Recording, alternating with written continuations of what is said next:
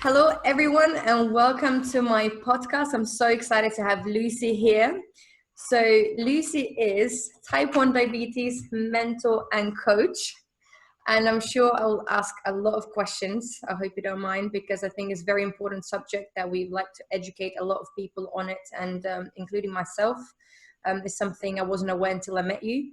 So it'll be very, very interesting to hear all the stories and all the information about you. Great, And, yeah. thank you so much for being here. Really, really appreciate it. Just a quick one. So you've been living with diabetes 1 for almost 2 years now, right?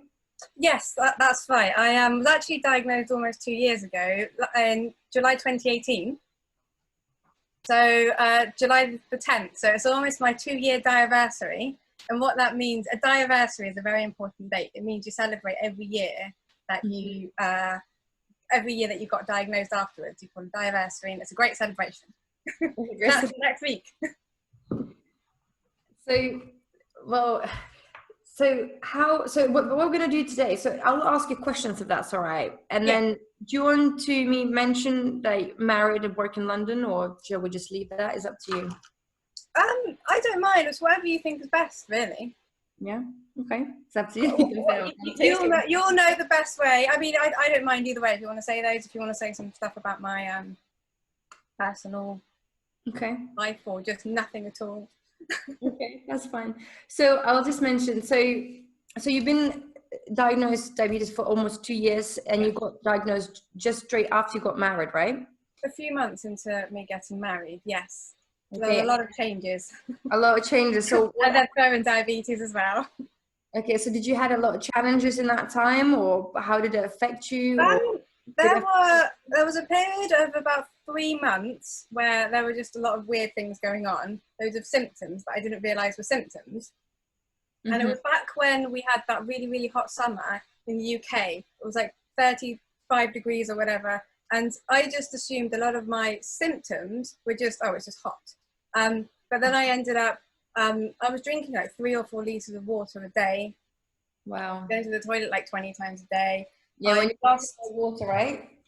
Pardon? So especially when you drink a lot of water. Yeah, exactly. So you think it's normal, especially when it's hot.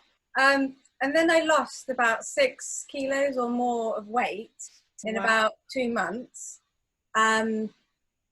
without trying. And I was actually eating more than normal because I was quite hungry all the time. And I was thinking, I'm eating all this food and I'm losing weight. This is amazing. And then I got more and more and more symptoms. And then eventually, after I got about 10 different symptoms, my husband said, yeah, you really need to go to the doctor. And then I went to the doctor. Well, actually, no, I hesitated. I was like, I don't need to. It's not an emergency appointment. How it works in my end with our doctor's surgery is if it's an emergency, you get an appointment that day.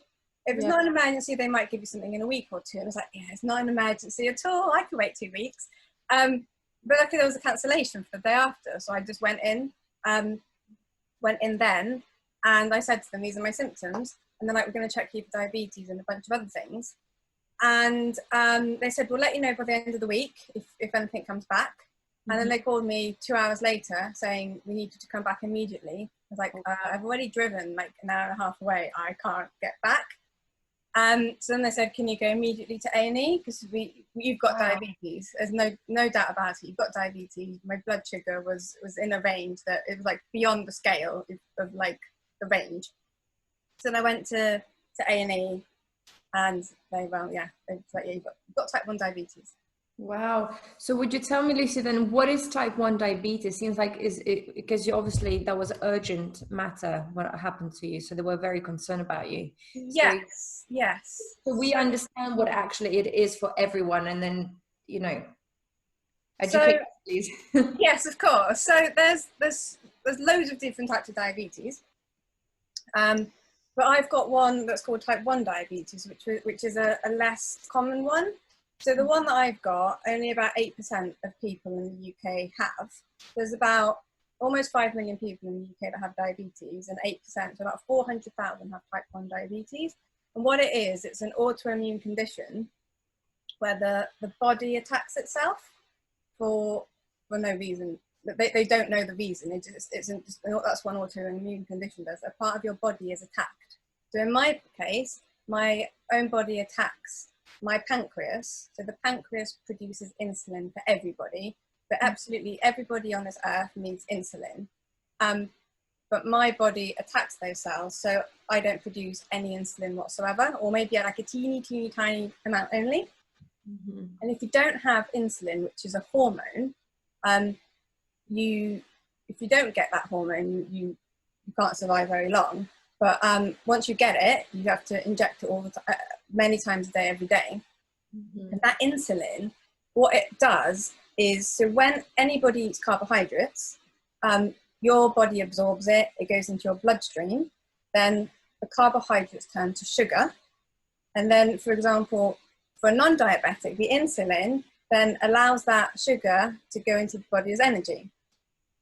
Whereas if someone that's got type 1 diabetes, that sugar will just stay in the bloodstream and it can't go anywhere if you don't have that insulin. So that insulin I inject will then allow me to use that energy. And if I don't inject insulin, that's why my blood sugar goes higher and higher and higher.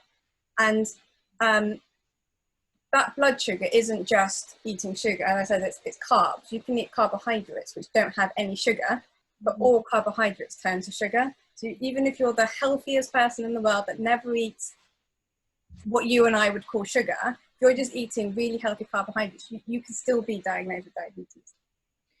It's something that's nothing to type 1 diabetes and nothing to do with lifestyle or exercise. There's Olympians, really, really successful athletes that have it. There's just one of those conditions that they actually call it a mystery illness. They can't figure out what causes it.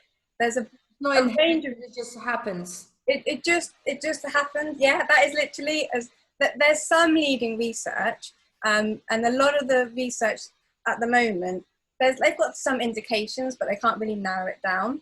So yeah, there can be a genetic factor involved, but then again, there's a lot of people that have it where there's no family history whatsoever of it. And then for some people that have the gene, another connection that they've made is that there could be like a viral infection that then triggers it if you have the gene. But if you have the gene, if you don't get that viral infection, it might not be triggered. But it's not like hard in stone, that is what causes it. Wow. So it's so much like, I'm going to ask you more questions, you know this, right? Yeah, of course. Also, what are the symptoms of type 1 diabetes? What are the symptoms? What are the main symptoms, like that pretty much any type 1 diabetic will have? There's the really common ones that I mentioned, like significant weight loss for no reason whatsoever. And the reason for that is so, for example, if I eat loads of carbs and I don't inject insulin, my body can't use that energy, so my body doesn't absorb it. So I'm basically eating, but I'm not going to gain weight. So when you're undiagnosed with diabetes, you can eat so much food and you're not going to gain weight. You're going to lose weight.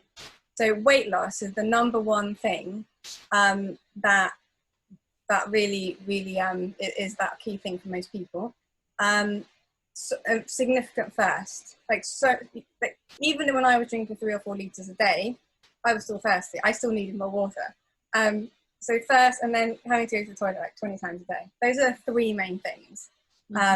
And then other ones would be really poor concentration, poor vision. Those are the 5 key ones, I think. There are a bunch of other ones that not everybody would get. So for me, I had hair loss. Not a lot of people have that one, but I have had a few people have it. And then I had about 10 or 12 weird symptoms. Can't remember them all that now, but those other 5 that I mentioned are the key ones that are the signs to look out for. Wow, it's a lot of changes has happened. So how is your life different when you didn't have type 1 diabetes to now? Like, or you don't remember, or do you still remember? Like, how? I remember it. I'm 34 now, and I got diagnosed when I was 32. So I remember my life very well without diabetes, whereas there are a lot of people that are diagnosed as children. So 50% of diagnosis are for people under the age of 18. And the rest are adults. It's very common. I think the peak age to be diagnosed is around the age of 13. And I've heard of people that have been diagnosed at age 2, 3. So it's basically, it can hit all ages. But how my life is different is, so before diabetes, I used to just, for example, if I wanted to eat an apple, right, I would think, okay, I'm hungry, I'm going to eat that apple. Fine, great. 5 minutes later, I've eaten the apple. Now, I will think, okay, I'm hungry, I need to eat something, what can I eat? Then I think, okay, I'll have some carbohydrates. Let's go back to the apple example. I'll think, okay, I'm going to eat that apple, but now I need to inject insulin 15 minutes before I eat that apple.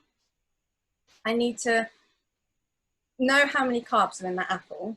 So luckily, I've eaten a lot of apples, so I know how many carbs are in an apple. But sometimes if it's a bit bigger, I actually do weigh an apple just to make sure how different it will be. Because a few grams difference makes a lot of difference to how my body reacts. So then, okay, I weighed my apple. I know how many carbohydrates are in it. I've got 15 minutes to wait for to eat my apple. I also now think I'm not going to just eat an apple on its own, because that hasn't got any protein. That hasn't got any fat. That's just a lot of carbs that are actually a lot of natural sugars. So now I'm going to think I'm going to actually eat some protein and some fats with that. So I might have a few nuts, or I might have a little baby bell or a slice of cheese or something like that, or I might have a spoonful of peanut butter. And the reason for that is because if I just eat carbohydrates, especially if there's sugar, even if it's healthy natural sugar, my blood sugar is just going to spike and then it's going to come back down. But if I eat it with some proteins and with some fat, that protein and fat prevents your body absorbing those carbohydrates so quickly. Mm-hmm. So then instead of it going up, down, it might just go up and down, like less of a crash spike. Wow. Yeah. But then on top of that, there are so many other things to consider. I need to consider, am I going to do exercise soon? What type of exercise am I going to do? Because if I do exercise, say, an hour later after eating this apple, if I inject a whole amount of insulin that corresponds, depending on the exercise I do, that insulin might not be the right amount. So say I'm going to do cardio afterwards, my blood sugar, guaranteed, it will always go down with cardio. So then I might only inject 50% of the insulin that I would have done otherwise. Mm-hmm. But then if I'm going to do something like heavy weights or something like that, then I know that my body doesn't like the blood sugars don't go down so quickly. They sometimes go up, or they sometimes stay the same. If I do exercise in the morning, then I have to then think about that as well. Because if I do weights in the morning, my blood sugar actually is more likely to go up with exercise and that. So there's so many things to consider, not just that impulse decision, I'm going to eat that apple. Mm-hmm. And that's sort of, think about it before you do. You've got to think about absolutely everything. I need to plan what am I going to do in the next 1, 2, 3 hours, and then think about all these other things that affect blood sugar. So it takes a lot of extra time in my day, and I have to really, really plan what I'm doing. It does require a lot of discipline, because if I've committed, for example, so okay, I've eaten that apple, I've adjusted, I'm going to do cardio in an hour and a half, for example, and I've done my 50% insulin. If I then don't do that cardio in an hour and a half, I've not injected enough insulin, or I'm not injected the right amount. So then there'll be consequences later. So I need to follow through with that plan. It's quite good, and it keeps you really committed, don't you? So it sounds like you're exercising. So how often do you exercise? Because not just like majority of people, without the diabetes, people do make, I'm not saying all the time excuses, but say, I'm not going to train today because I've got a headache. And actually we spoke about it the other day. Or I know there are reasons why people don't exercise, but it's so easy to make an excuse. But in your terms, you've got type 1 diabetes, which is have to be the most organized, the most disciplined, and the most reasons you could say, I actually don't need to exercise, I'm good. But you still manage after all this, you know what, I've got to exercise because I've made a commitment. So how often do you exercise, and so you can actually help people, no matter what you have or you don't have type 1 diabetes, you can still do this? Yes, yes, so absolutely. So actually, I'll tell you a story first with my transition onto how much exercise I do. now. I do a lot of exercise now. I will do exercise every single day now. Not necessarily just classes, like weights, cardio, lots of different things. Some days I might just do some like stretching or just a really, really long walk, but I will do some sort of form of physical activity every single day, and sometimes more than once a day. And even if I don't feel like doing, say I've got a day off from my exercise, I'll still do lots of mini walks throughout that day. It's just so fundamental. Before diabetes, I used to do loads of exercise as well. For years, I used to do so many classes, swimming, Pilates, lots of gym, lots of stuff. When I was younger, I used to do loads of different sports as well. I used to like squash, badminton, horse riding, ice skating. So I've always liked sports and exercise. Right up until my diagnosis, I was doing loads of exercise, and then I got my diagnosis. And then I was so scared to exercise. Even though the day before, I think I'd done loads of exercise. I think a week before I did my first 5K park run. I was really starting to get into things like running and things like that. And then I got my diagnosis. And then I was like, nah, oh my God, I don't know what to do. Because there were all these things that were affecting my blood sugar. So information as well, like what to do, what not to do. And exactly, yes. But what I actually did, so my vision got really, really bad, so I couldn't drive to my gym. So what I did, I had to put that membership on hold. But what I did was, okay, I thought I can't go to that gym because I can't drive because my vision is really poor. What can I do? So yeah, I might not be able to do loads of things, but there are still loads of other things I can do. So then I found a local gym. I might not have liked it as much, but at least I could walk there. So I walked to that local gym. I think the week after my diagnosis, I think I started going to the gym, or at least in the next couple of weeks. And I did loads of walking. I walked everywhere because I couldn't drive. I had to go to appointments sometimes, and I'd actually just say, okay, I'll walk an hour and a half to that appointment, and I'll walk an hour and a half back because it's exercise. There are still things that I could do.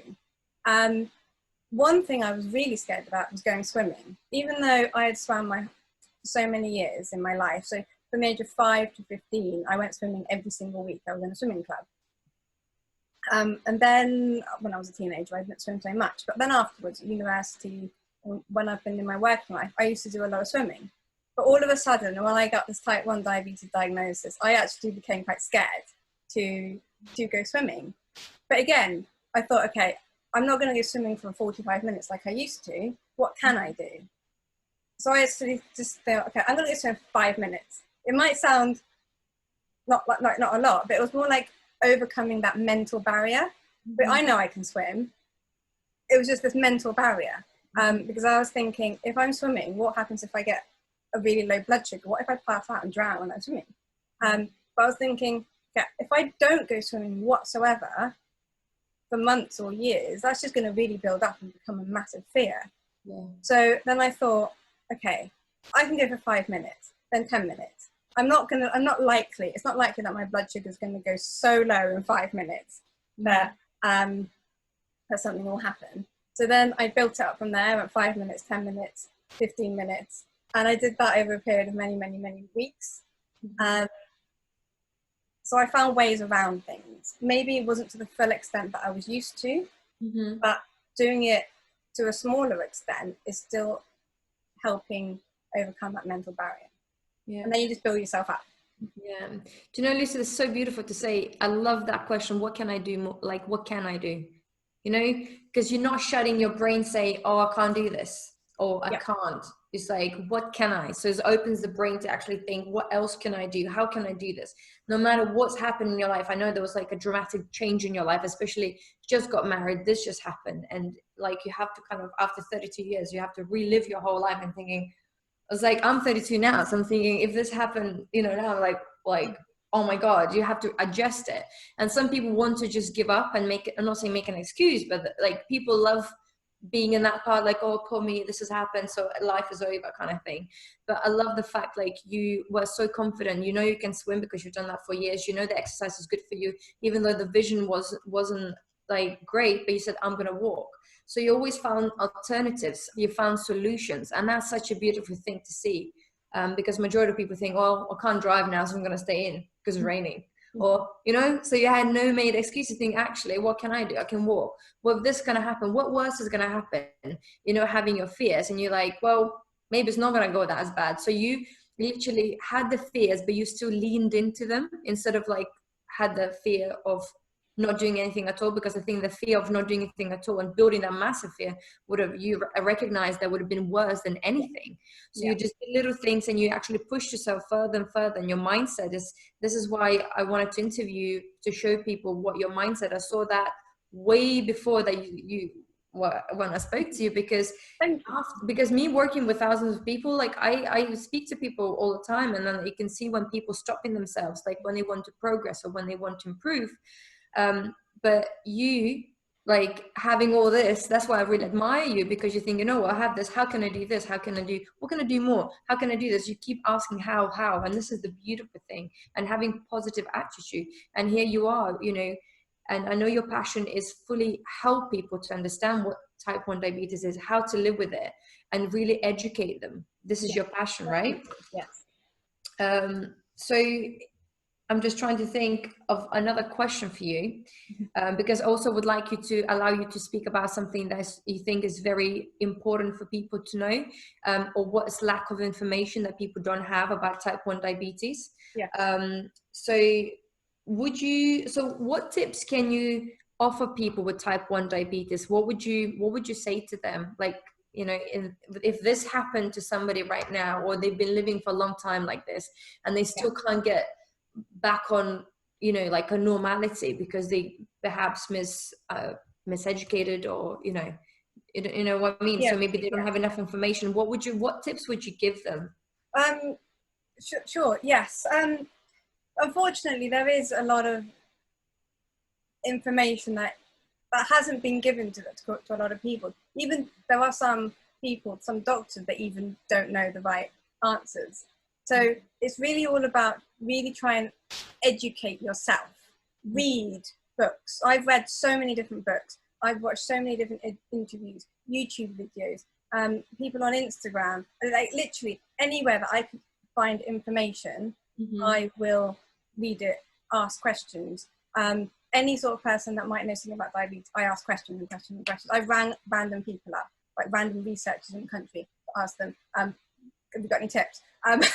This is what I did when I was first diagnosed. I love that. Bold and brave, like, right, listen, mate. You know, like, and then I've read so many different books, because you can get so much information from reading books.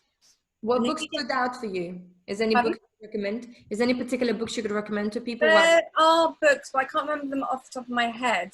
But there is one by Dr. Bernstein. I don't remember the name of the book, but that is a very well-known book that a lot of people do read that are type 1 diabetic. Or there's one called Think Like a Pancreas, another very well-known book that most type 1 diabetics, a lot of people do read it. So if you haven't got those, I mean, if you've got type 1 diabetes, definitely have a read. Then I've recently read one called Diabetes Burnout, but I don't remember the name of the author for that. So yeah, find out, read. Then another thing I would say is so important, that if for type 1 diabetics, one of the most important things to do is make sure carb counting is one of the most important things to do. Carb counting, because you have to inject insulin, a certain amount of insulin based on the amount of carbs that you eat. And if you're guessing your carbs, that means you're guessing your insulin. So that's going to even mean you go too high or too low afterwards. So that is one of the most important things. I even weigh my food. I weigh almost all of my carbs at home by a little weighing scale. And when I go out on overnight trips to work, I've got a little portable weighing scale. It might be a little bit extreme, but it makes me very confident in how much insulin I'm putting into my body. Because if I don't put the right amount of insulin in, I know that I'll either go too high and I'll feel bad, or I'll go too low and then I need to eat more. And some of the times when I'm not counting my carbohydrates, I've guessed at home, okay, I'm going to guess how many carbs are on my plate. So I'll put some sweet potatoes on. And then afterwards, I'll test myself on the weighing scale. How accurate was I? But based on how much I thought was there. And then sometimes, if it's rice, I'm always spot on. I've had my 125 grams of rice like so often that I can pretty much tell to the gram. But if it's like sweet potato or something like that, I can sometimes be like 30% out, and that is significant, really significant to be that far out. Another thing that's really, really important is to always inject insulin in advance of eating the carbohydrates. A lot of people, myself included sometimes, especially if I'm out in a restaurant. Oh, yes. It gets tricky because you don't know when the food's going to come. But what I do now is I even ask the waiter, I tell the waiter or waitress, can you tell me 15 minutes before the food comes out when that's going to be, and then I'll do my insulin.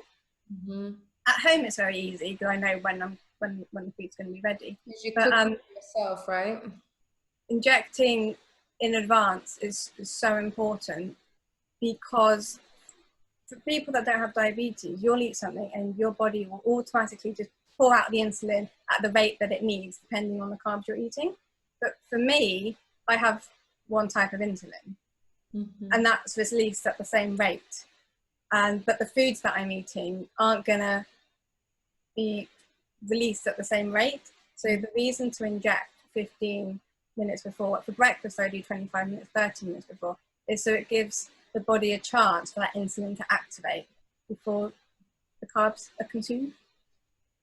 Wow. So yeah. No calculations. And what would you say to people who know very good at calculations? Like, I admit, my mathematics wasn't the strongest thing. I know nowadays you can just get your phone out, but how do you actually calculate? When they give you the kit, I guess, if they this is actually a good question. So when you get diagnosed or somebody gets diagnosed, do they give you the kit? Do they explain how to calculate? Do they educate people on that, how to use the tool?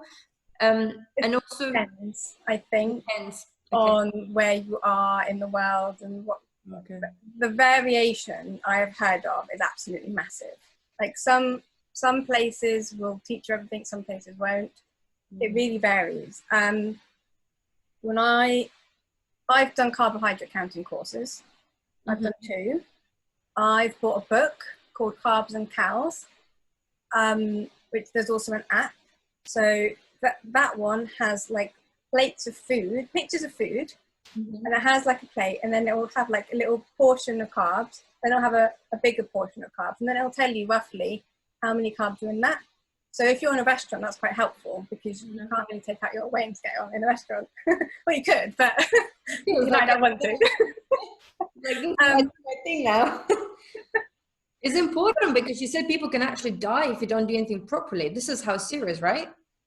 We need to actually touch base on that. That is actually, so it is a tricky condition to live with, because if I inject too much insulin, so say I injected some amount of insulin and I forgot to eat, or my carbohydrate counting was so off compared to what I injected. So I injected too much insulin. What insulin does, it lowers blood sugar. And if I don't eat carbohydrates, then my blood sugar is going to keep going down, down, down, down. Whereas for a non-diabetic, your blood sugar will go down, but then it will kind of like level off and it can't go down anymore. So for a non-diabetic, a normal person's blood sugar in UK measurements is between about 4 and 6. Absolute extremes would be 3.5 to 10, like an absolute max. Like no matter what happened, you cannot go above and below those numbers. Whereas for me, I can go really, really, really, really low. I can go well below 3.5. I mean, I've never had anything lower than a 2 point something, and that makes me feel pretty awful. But there are a lot of people that can go a lot further down, but most of the time you'll realize you're that low and you will do something about it, because how does it make you feel? It's called a hypoglycemia, and it means very low blood sugar. And how it makes you feel is a lot of anxiety, poor energy, poor vision, dizzy, sweaty, probably might not be able to talk. Wow. So there's some like little containers of like liquid sugar I will drink, which, because it's literally just liquid sugar, because you don't have to chew anything, you don't have to bite anything. That's the fastest form of sugar you can get into your system. Yeah, it's like a shot. And then that will help bring the blood sugar up. But other things that are pure sugar in that situation would be like 200 milliliters of fruit juice, or 200 milliliters of like Coke, sugar Coke. Those are the things that I mean, it doesn't matter if it's healthy or not healthy. You just need sugar in the purest liquid form. I mean, jelly babies and sweets like that are also good, but if your blood sugar goes so low, it might be difficult to chew them. Or to even open the packet sometimes. And if somebody with type 1 diabetes doesn't have that sugar, they will pass out. Wow. And that's why there's so much anxiety with blood sugar going low. So, wow. So I think this is going to lead to our other question. And also, I think we just checking on time, because I have my eyes open on the time, because I'm aware of how long and before. So first of all, would you tell people like your Instagram? Because if people, let's say, even when we talk about calculation, which is not always people educate depending where you are. So, or like the books or anything they need, like some sort of help, because it seems like you're really accurate to what you do, and you're very precise, you're very disciplined, and you're very motivated. So the people who actually need some sort of advice, you know, they could come to you. And you have just Instagram? Do you have a Facebook account? I don't have a Facebook account. I've got an Instagram account, which is British Diabetic Girl. That's my Instagram name. I've got a page there, and I try and put loads of information on there, tips and everything that I think of. That's like a daily life routine, right? Daily life, yes. I put it on there. But there's so much information to learn about type 1 diabetes. There's so many misconceptions as well. I mean, I think a lot of people out there probably have no idea what type 1 diabetes is. I think what people think type 1 diabetes is probably 1% of what it actually is. That is how I used to know about type 1 diabetes before I got type 1 diabetes, because my dad had type 1 diabetes. Oh, your dad had? Oh, I see. So he was diagnosed at 29, and I was diagnosed at 32. So for me, there's clearly a genetic factor. So that's why one of the reasons why it was so easy for them to diaggnose me. Because at first, when you're